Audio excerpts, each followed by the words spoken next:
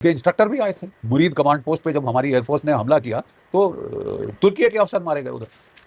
तो ये तो पहले से इनकी साठगांठ है, संधि है, ठीक है, इनकी ग्रुपिंग बनी हुई है। और अब उसमें खुदा ना खास्ता सऊदी अरेबिया कूद रहा है।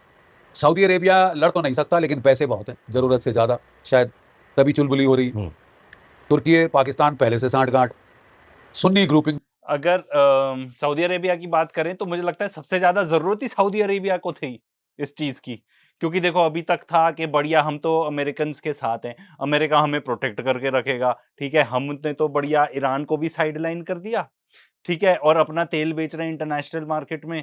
तो ये सब जितने भी गल्फ कंट्रीज हैं इनकी तो हो रही थी बल्ले बल्ले बढ़िया। ज्यादा से ज्यादा क्या करना है, अमेरिकन बॉन्ड्स खरीद लेने, ठीक है, जापान भी खरीदता रहता है, यूके भी खरीदता रहता है, सारी अफिलिएटेड टू अमेरिका जितने भी कंट्रीज हैं इंक्लूडिंग, एंड ये तो अफिलिएटेड भी नहीं है चाइना, बट उन्होंने भी कितने खरीद रखे थे।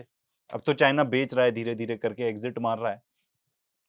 तो भाई सब बढ़िया ही था। एक कॉन्ट्रैक्टर मिला हुआ है आपको, एक छत्र छाया में हो आप अमेरिका के, तो कोई कुछ बोल ही नहीं सकता।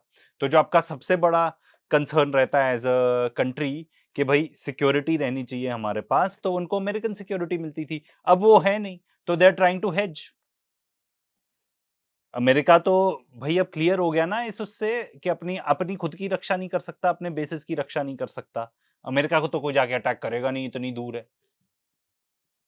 तो इसीलिए दे नीडेड अ हेज कि भाई हमारे पास कुछ होना चाहिए और एक्स्ट्रा अलग से, बिकॉज अमेरिका तो भाई इसराइल की साइड लेगा। इसराइल इसराइल ने तो इनफैक्ट इन्वेड कर रखा है अमेरिकन पॉलिटिक्स को, तो इसीलिए उन्होंने ये किया है। एंड अब उसमें ये भी बहुत सारे एंगल्स है कि ईरान के अगेंस्ट किया या नहीं। ईरान और सऊदी, मुझे तो नहीं लगता ईरान सऊदी अरेबिया को अटैक करना चाहता है।